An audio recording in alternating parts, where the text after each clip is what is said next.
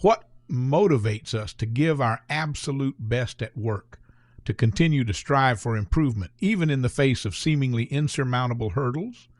Contrary to popular belief, extrinsic motivations such as pay raises do little to foster commitment. Best-selling author Daniel H. Pink looks into the true motivating factors in life. Feeling low? Get ready to rediscover your motivation. What motivates us? For most of human history, humans were motivated by basic survival needs such as finding food, water, a safe place to stay, and procreating. In terms of the operating systems of society, this was motivation 1.0. Once those needs had been taken care of and humans started forming more complex societies, the operating system got an upgrade as well. Call it motivation 2.0. During this time, it was commonly accepted that people were motivated by seeking rewards and avoiding punishments. After all, this is when modern legal and corporate systems were created. In the 1900s, scientific management was invented by Frederick Winslow Taylor. This approach saw workers as cogs in a complicated societal machine.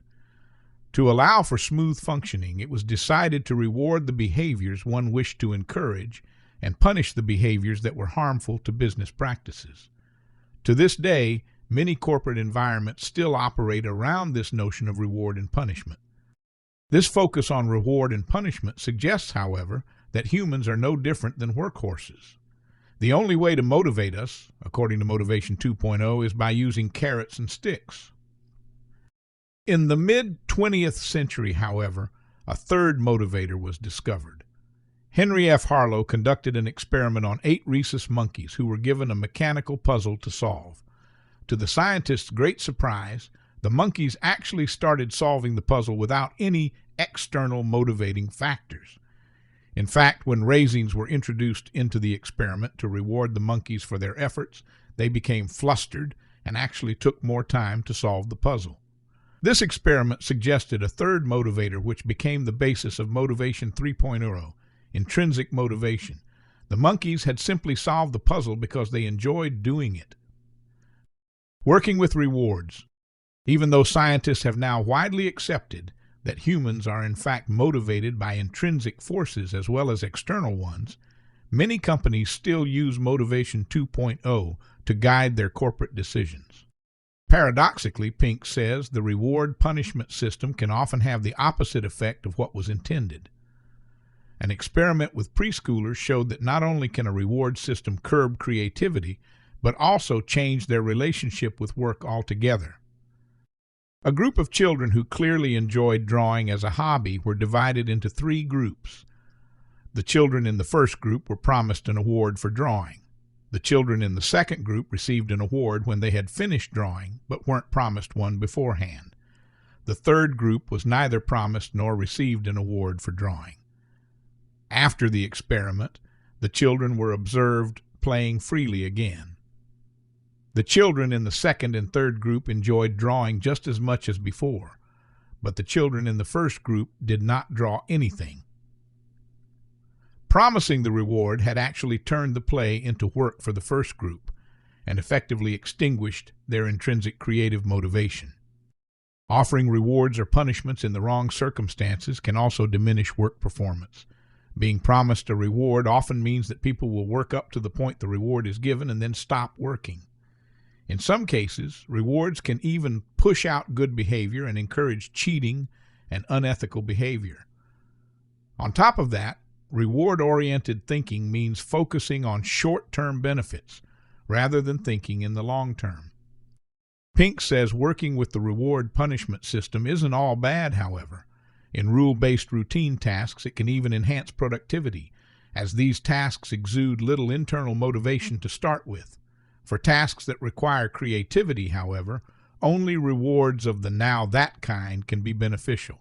For example, going out for lunch to celebrate the end of a successful project.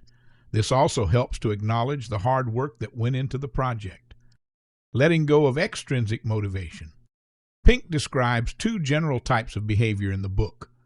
Type X behavior, motivated by extrinsic factors and less concerned with intrinsic motivation, and Type 1 behavior, which is intrinsically motivated. The latter kind of behavior is made, meaning we are not born with it. Type X is the behavioral type used in most companies at the moment. But Pink says if we want to strengthen our organizations, get beyond our decade of underachievement, and address the in-quote sense that something's gone wrong in our businesses, our lives, and our world, we need to move from Type X to Type 1. In the long run, people with Type 1 behaviors are going to achieve more than those with Type X behaviors because intrinsic motivation fosters long-term thinking.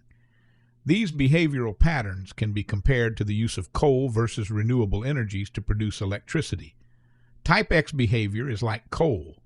For most of the last century, it has been the motivating factor for work. It is, however, finite and grows more expensive over time. On the other hand, Type 1 behavior is like solar energy. It is infinite, renewable, and cheap.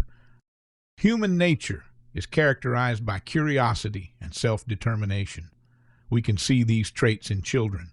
They are usually curious about their environment and explore everything they encounter with all their senses. It is only later that this curiosity is muted, often through society's insistence on reward systems. Desai and Ryan, two professors of the University of Rochester, developed the self-determination theory, SDT, to explain intrinsic motivation. They say there are three universal innate psychological needs: competence, autonomy, and relatedness. According to the SDT, we are most happy, motivated, and productive when those needs are met. So, rather than using rewards to motivate, they say these intrinsic motivators should be encouraged to be met. Addressing intrinsic motivators. One year, graduates from the University of Rochester were asked about their life goals. Some stated that they wanted to be famous and rich. Another group had more purposeful goals in mind, such as helping others to improve their lives or self-development. A few years later, both groups were interviewed again. Those with profit-driven goals reported having the same level of happiness as when they had graduated, even though they had attained fame and fortune. In fact, quite a few of them were facing mental health issues such as anxiety and depression. Those who had set purposeful goals, on the other hand, reported higher levels of happiness.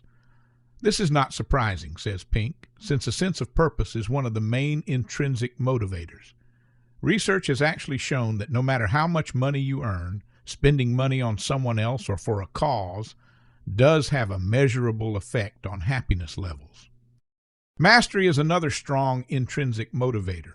You may have experienced this before. While working on a task, you become completely absorbed in it and forget the world around you.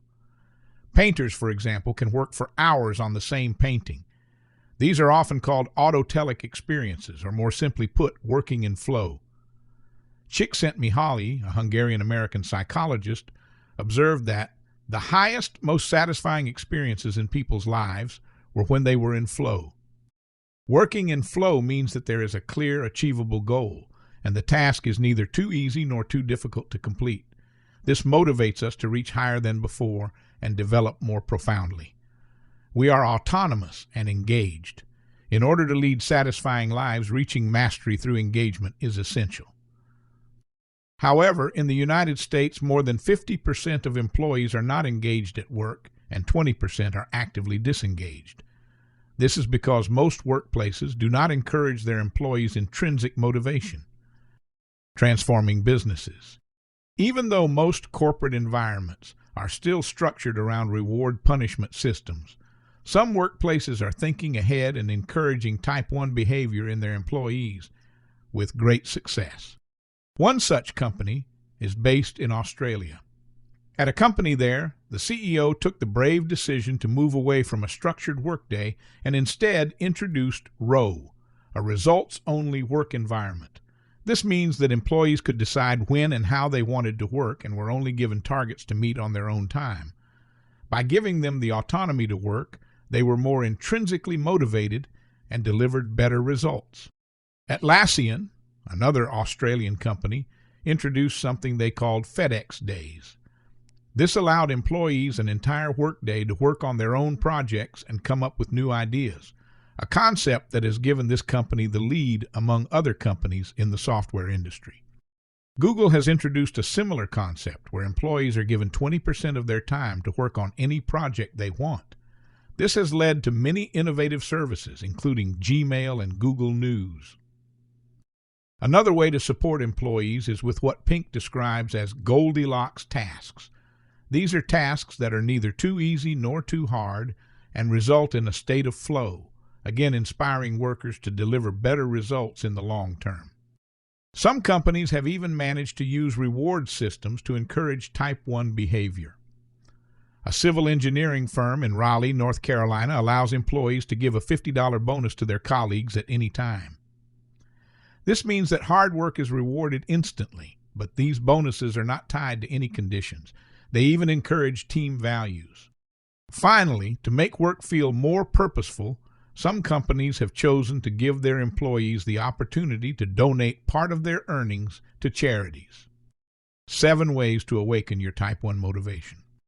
If you want to move from fostering extrinsic to intrinsic motivation in yourself, try these 7 tips.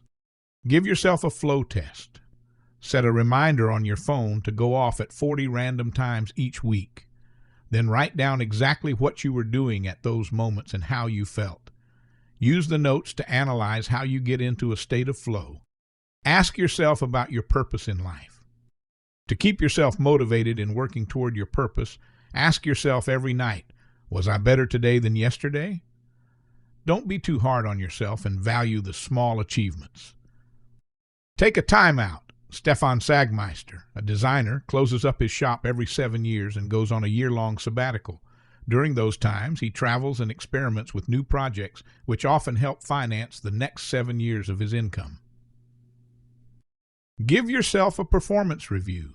Set yourself some learning and performance goals and review your progress every month. Follow these 5 steps to achieve true mastery. Deliberate practice. Keep setting new goals for yourself. 2. Repetition. 3. Seek constant and critical feedback. 4. Always focus on the areas needing improvement. 5. Be aware that the way to true mastery is mentally and physically exhausting. Final notes. Drive is a best-selling, eye-opening publication on the true motivators in life. The Financial Times said, Pink is rapidly acquiring international guru status. He is an engaging writer who challenges and provokes. Forbes magazine goes a step further in underlining the importance of this book for corporate environments, saying, Pink's ideas deserve a wide hearing. Corporate boards, in fact, could do well by kicking out their pay consultants for an hour and reading Pink's conclusions instead.